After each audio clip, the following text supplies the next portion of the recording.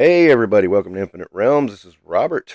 Today, quick talk about Twisted Metal. And I wasn't going to really do a look at this show because I've been watched it. I liked it. I thought it was pretty good. And then I saw all these crazy, well, reviews.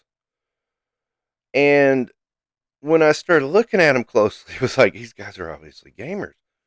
Nothing wrong with being a gamer, don't get me wrong.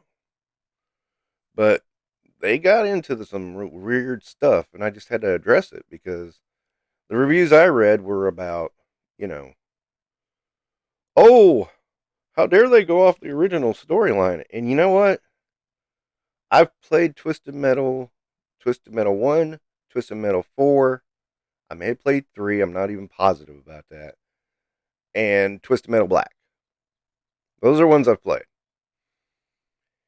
And I gotta say, I mean, I don't remember a storyline at all. Period. I remember cars and guns. That's what I remember.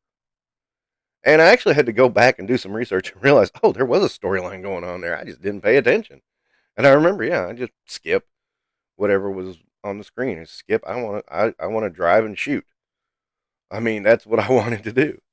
So, and it made me think. It's like, yeah, that makes me a very casual Twisted Metal fan, and that's true. I am. I mean, I know who Sweet Tooth is.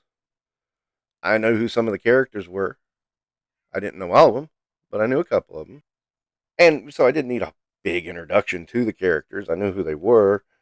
I, I knew there were characters. I didn't remember a story at all.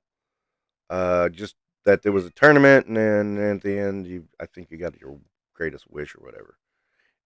And and I never even paid attention to what the results of that was when you won with certain characters. I didn't care.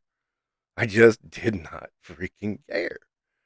I mean, it was just the games were to me just fun. I mean, it was just fun. And this whole show had fun with that idea. Uh, you know, I'll be honest, I didn't even remember that there wasn't a post-apocalyptic world in the original. I thought it was a post-apocalyptic world.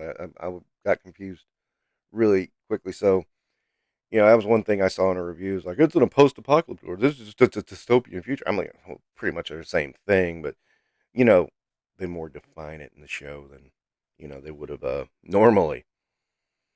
But again, I was entertained. I liked it. I thought it was pretty interesting. Um, it's not high art or anything, but it wasn't bad. It had some very funny moments. I chuckled a lot. Anthony Mackie was freaking wonderful in the show. I really liked him. He showed me some real acting skill. Uh, and Yeah, I give Samoa Joe credit. I mean, he's sitting there just doing his mostly. I'm sure he was probably delivering lines, but Will Arnett did the voiceover for him for Sweet Tooth. But here's Samoa Joe doing the body language, and he was doing a really good job. I noticed that. I was like, oh yeah. I mean, you really feel like this guy is being the character. So it was like over the top, massively over the top in several places, which I liked. you know, and then it was in a good way. It wasn't like you can go over the top really bad, really too far very easily. This held on to a good balance. It was like over the top, but what didn't take it too far. And I just liked it. I thought it was cool. I don't understand the outrage. How long is it? And I didn't realize how long it had been since the Twisted Metal game had been made. It's been a while. you know, it's been about 10 years. It's been almost a decade.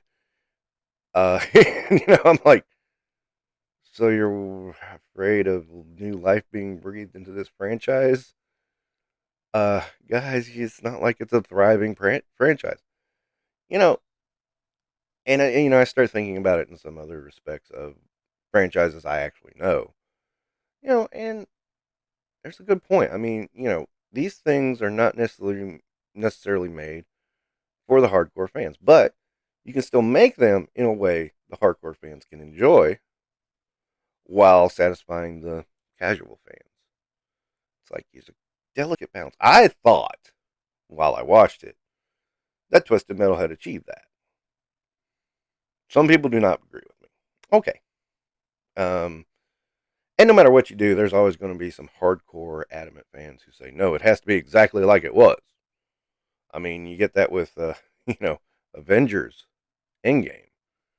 It has to be exactly like it was. Well, we changed the storyline a little bit, so you can't really do that. You can't be Infinity. You can't be Infinity Gauntlet, dudes. Uh, it moved in a different direction, and I was fine with that. I mean, I had a little trouble with the time travel, but I got over it. So I guess what I'm saying is, you know, I was entertained. I liked it. I don't see the problem people are having with the show. And again, it's a vocal minority from what I'm reading. I'm not positive. I haven't gone that in depth into reviews, but I enjoyed it. I say if you know, A, like Anthony Mackie, which I do, B, ever played the game, or even liked the game, or even heard of the game, give this a shot. It can't kill you. I mean, the first episode's pretty entertaining, and it keeps going from there. And I did kind of like the ending too. You know, it's obviously setting up for a second season, but hey, I'm good with that. Uh, you know, what do you guys think? I mean, did you watch Twisted Metal? Did you like it? It's pretty easy to watch. I think it's free on Peacock actually, so you don't even have to pay to watch it. Ooh, what a novel concept. Probably got to get some ads though, but you know, ads don't kill you. Actually, I thought it was funny because the ads seemed to blend in with the storyline. At least when I watched it, I don't know if it'll do it for you, but anywho, that's just a quick talk about Twisted Metal. I liked it. Uh, what did you think, or have you watched it? Do you plan on watching it? Let me know. All right, thanks for watching Infinite Realms and listening to my rambles. You have a good day.